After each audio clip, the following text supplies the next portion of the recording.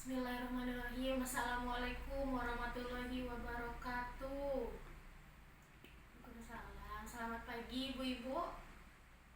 Selamat pagi. Semangat semuanya ya, karena kebetulan di pagi hari ini kita pertemuannya pada hari Sabtu.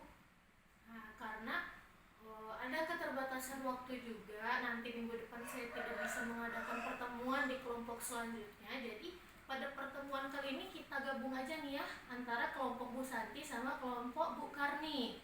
Dan kebetulan rumahnya Bu Santi juga luas, besar, jadi kita bisa mengadakan pertemuan dengan dua kelompok.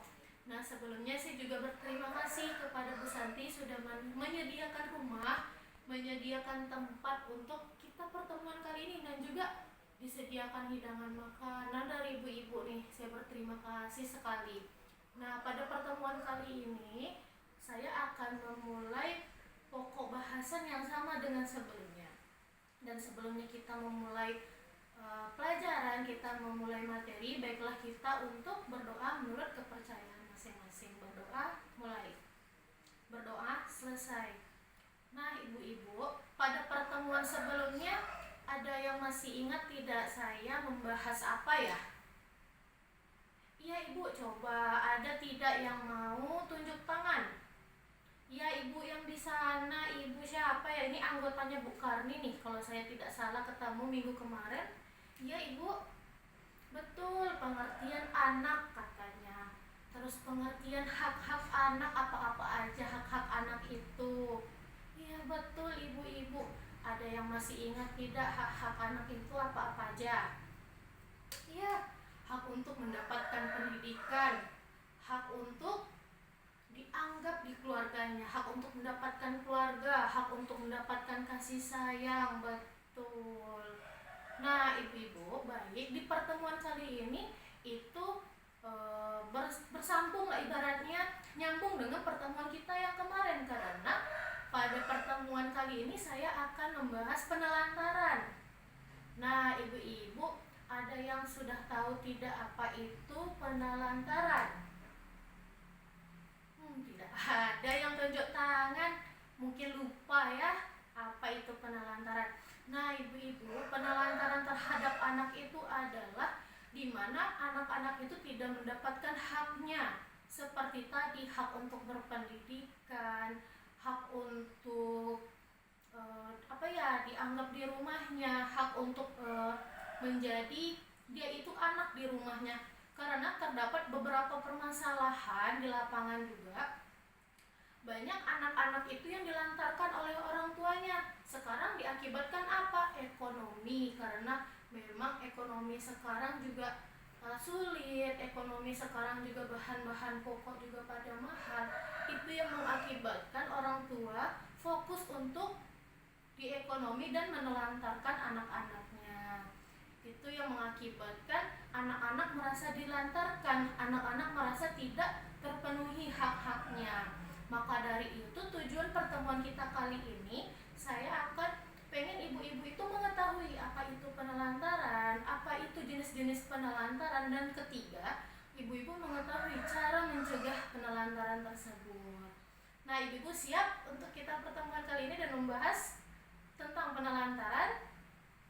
Siap. Coba dulu saya pengen tepuk salut. Salut. Masih ingat kan? Salut. Tepuk tangan. Nah, ibu-ibu, tadi saya sudah menjelaskan apa itu penelantaran. Nah, sekarang ada yang tahu tidak apa itu jenis-jenis penelantaran? Iya, diam semuanya, tidak ada yang tunjuk tangan. Nah, saya di sini ada poster mengenai apa itu jenis-jenis penelantaran, ibu-ibu. Tunggu ya. Mungkin tulisannya agak sedikit kecil ya, ibu-ibu ya. Mohon maaf. Sini ada contoh-contoh jenis-jenis penelantaran yang sudah saya print di sini. Nih, jadi ibu-ibu, penelantaran itu ada beberapa macam. Yang pertama adalah penelantaran secara fisik. Yang kedua, penelantaran secara psikis. Yang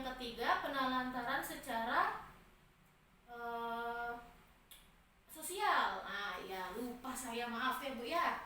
Nah, ibu-ibu, di sini tadi saya sudah menjelaskan nih pengertian penelantaran. Nah, ibu-ibu di situ bisa saya minta tolong untuk membacakannya, terdapat ada di buku pintar. Nah, ibu-ibu membawa buku pintar semuanya kan? Iya, betul, sama nih dengan modul yang saya bawa dan poster yang saya bawa, karena penelantaran itu adalah nih, tidak dilakukannya kewajiban dan tanggung jawab orang tua terhadap kebutuhan fisik, ekonomi, pendidikan, dan rohani. Nah, rohani apa sih ibu-ibu? Iya, sebenarnya anak itu kita bebaskan untuk memeluk agamanya masing-masing, tetapi karena memang sekarang ya udah anak ikut orang tuanya aja lah, tuh makanya terpenuhinya hak-hak anak juga, dan juga anak juga diajarkan untuk belajar agama, belajar mengaji, rajin ke masjid. Yang non muslim juga diajak rajin ke gereja hari minggunya. Ini juga tidak terpenuhinya kebutuhan anak fisik. Nah, fisik ini seperti tidak terpenuhinya baju, makanan, seperti itu. Nih ada tidak terpenuhinya psikis. Psikis itu ada yang tahu tidak ibu-ibu? Sama seperti emosional, tidak terpenuhinya kasih sayang, perhatian. Nah, itu yang menyebabkan anak-anak tidak terpenuhinya kebutuhan tersebut karena orang tua sibuk mencari duit ya. Nah, di sini ada contoh-contoh penelantaran, tadi sudah saya jelaskan. Tidak terpenuhinya kebutuhan fisik seperti tidak terpenuhinya makan, minum, pakaian, tempat tinggal. Nah, tidak diberikan tempat tinggal, tidak tidak pernah diberikan waktu. Nah, sebenarnya di pertemuan sebelumnya saya sudah menjelaskan pentingnya orang tua untuk membagi waktu terhadap anak, karena anak membutuhkan juga perhatian orang tua, maka sangat dibutuhkan waktu orang tua untuk berkumpul dengan anak.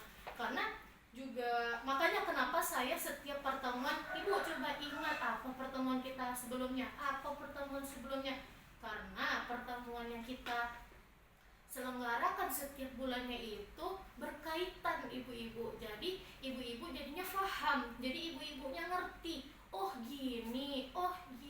Jadi nanti saya pengen ibu-ibu mengimplementasikan, ibu-ibu melakukannya di rumah seperti itu. Nah, di sini ada akibat penelantaran ibu-ibu. Nih, ada, coba lihat di buku pintarnya. Akibat penelantaran apa-apa saja ibu-ibu? Tolong bacakan. Iya, ada putus sekolah. Betul. Yang kedua, anak-anak jadinya tidak mau sekolah karena tidak ada yang memperhatikannya di rumah. Makanya dari itu pentingnya perhatian orang tua. Terus yang kedua apa ini? Kurangnya gizi. Nah, sebelumnya saya juga udah membahas mengenai gizi. Pentingnya 4 sehat 5 sempurna. Makanya sekarang di bantuan BPNT, di bantuan sembako sudah tersedia 4 sehat 5 sempurna. Di dalamnya kan ada telur, ada kacang, ada buah, bisa jadi ada sayur, ada beras. Di situ sudah terpenuhi 4 sehat 5 sempurnanya ya ibu ya. Nah, celaka, luka, sakit. Nah, kalau misalnya ibu-ibu bekerja, ayahnya bekerja, ibunya bekerja, anak jadi terlantar, anak jadi misalnya anak kecelakaan di jalan, anak jatuh di jalan, ibu tidak tahu, jadi anak merasa tidak diperhatikan oleh orang tuanya. Hal tersebut berpengaruh terhadap psikis anak. Anak menganggap, saya tidak punya orang tua, orang tua saya tidak peduli karena saya jatuh, orang tua saya sibuk cari duit. Nah, itu bisa dikatakan dengan penelantaran. Yang selanjutnya ada sering ketakutan. Nah, apalagi penelantaran ini misalnya anak minta waktu sama orang tuanya, tetapi orang tua sudah capek bekerja. Tiba-tiba anak minta tolong, ibu, ayah, ajarkan saya ini, tapi orang tua capek. Nah, otomatis orang tua ngomong kasar, orang tua membentak. Hal tersebut yang membuat anak-anak jadinya merasa takut untuk bersama orang tuanya. Hal tersebut akibat dari penelantaran. Makanya banyak akibat dari penelantaran ini yang membuat fisik anak buruk, psikis anak buruk. Anak jadi takut untuk bertemu orang ramai, anak jadi takut untuk cerita sama orang tuanya. Terus yang selanjutnya ada anak merasa tidak aman. Nah, anak saja merasa tidak aman di rumahnya karena apa-apa dia takut untuk curhat sama orang tuanya, apalagi di luar sana. Jadi anak tidak bisa untuk membela dirinya terhadap teman-temannya. Makanya dari itu saya bilang sangat bahaya dari penelantaran anak-anak tersebut. Nah, yang selanjutnya mengalami masalah penyesuaian diri. Nah, betapa pentingnya penyesuaian diri itu, ibu-ibu, karena dimana anak-anak harus menyesuaikan nih dengan lingkungannya. Oh, teman-teman saya seperti ini. Nah, apabila kalau di rumah dia sering dibentak, dia sering dimarahin, otomatis anak tersebut di luar seperti itu dengan teman-temannya. Jadi dia tidak bisa menyesuaikan diri dengan teman-temannya, dan yang mengakibatkan teman-temannya juga yaudah sih tidak mau berteman sama dia karena dia sering marah-marah, dia sering ini, dia sering ini. Itulah yang akibat dari penelantaran ini, ibu-ibu. Nah, untuk sampai sesi inilah ada pertanyaan tidak, ibu-ibu? Iya, coba ibu-ibu itu siapa ya namanya? Apa ibu pertanyaannya? Apa? Cara pencegahan katanya. Oh, cara pencegahan nanti nih setelah ini saya akan menjelaskan ya ibu-ibu ya. Nah, selanjutnya juga saya akan menjelaskan nih cara pencegahan aja lah. Sudah ditagih sama ibu-ibu itu cara pencegahan dari penelantaran. Nah, coba bacakan ibu di buku pintarnya yang pertama. Iya, memenuhi kebutuhan dasar anak. Nah, kita bekerja untuk anak juga, kita bekerja untuk memenuhi kebutuhan anak. Maka itu salah satunya sebenarnya cara pencegahan penelantaran anak, karena semua butuh duit ya ibu-ibu ya. Sekarang membeli baju butuh duit, membeli makanan butuh duit. Makanya dari itu orang tua bekerja. Itu salah satu cara pencegahan penelantaran juga. Terus yang selanjutnya ada meluangkan waktu. Nah, saya pertemuan sebelumnya saya sudah mengajarkan bagaimana kita harus bermain sama anak. Banyak cara-cara untuk bermain sama anak. Salah satunya contoh yang kemarin apa ibu-ibu? Asam jeruk ini. Nah, itu kan sudah diajarkan kemarin kan, bisa diterapkan di rumah. Nah, itu cara untuk kita meluangkan waktu. Setidaknya kita menonton TV sama anak, kita menanyakan, "Nak, tadi di sekolah belajar apa? Nak, tadi bermain sama teman-teman bermain apa?" Itu anak juga sudah merasa, oh, orang tua saya perhatian sama saya. Makanya dari itu pentingnya orang tua untuk memberikan waktu terhadap anak-anak. Nah, sekarang mendidik anak-anak tentang apa yang berlebih dan apa yang tidak boleh dilakukan. Karena memang betul-betul pendidikan yang terbaik itu adalah keluarga. Jadi apa yang diajarkan orang tua terhadap anak di rumah, dan itu direkam sama anak-anaknya ya, direkam sama anak-anaknya sampai di luar. Oh iya, saya ingat orang tua saya melarang ini, orang tua saya melarang ini, makanya dari itu saya tidak boleh untuk melakukan ini. Nah, itulah makanya saya mengatakan pentingnya untuk pendidikan terhadap anak. Nah, terus memperhatikan perkembangan anak. Itu sama tadi seperti tadi saya jelaskan, dengan kita untuk memberikan waktu sama anak, kita juga bisa mengetahui perkembangan anak. Oh, anak saya di umur segini bisa melakukan ini, anak saya di umur segini bisa melakukan ini, anak saya bisa ini, bisa ini. Nah, itu salah satu cara pencegahan dari penelantaran anak. Karena banyak sebenarnya ibu-ibu sebenarnya tahu bagaimana cara pencegahan penelantaran anak ini. Dengan tidak sadarnya ibu-ibu sebenarnya sudah melakukannya, tetapi mungkin belum Paham. Baik ibu-ibu, ada pertanyaan di pertemuan kita kali ini. Saya rasa untuk 3 tujuan yang saya ingin sampaikan sama ibu-ibu sekarang sudah saya sampaikan. Ibu-ibu mengerti cara penelantaran anak.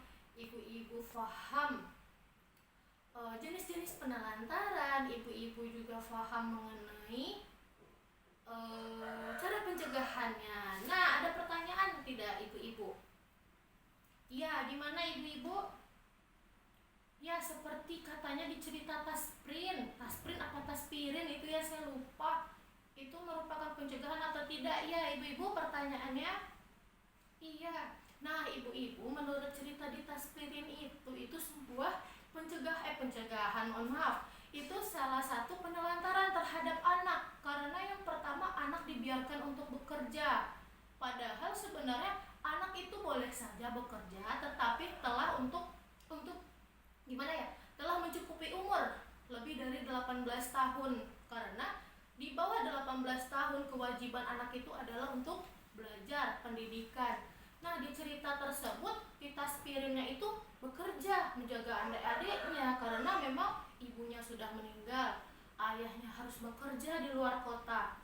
Nah, hal tersebut juga menyebabkan anak-anak tidak mendapatkan perhatian orang tuanya. Orang tua tidak punya waktu terhadap anak-anak yang hal itu merupakan penelantaran ibu-ibu. Cara pencegahannya apa ya? Tetap orang tuanya harus memberikan perhatian dan waktu. Baik ibu-ibu, ada pertanyaan lagi? Ya, mungkin saya cukupkan pertemuan kita kali ini. Nanti kalau misalnya ada pertanyaan lagi bisa datang aja deh sama saya. Tadi mungkin dia malu-malu untuk menanyakan, bisa nanti langsung tanya sama saya. Oke ibu-ibu, sebelum kita mengakhiri pertemuan, marilah kita berdoa menurut kepercayaan masing-masing. Berdoa mulai, berdoa selesai. Baik ibu-ibu, terima kasih waktunya untuk pagi hari ini. Semangat, mantap ya.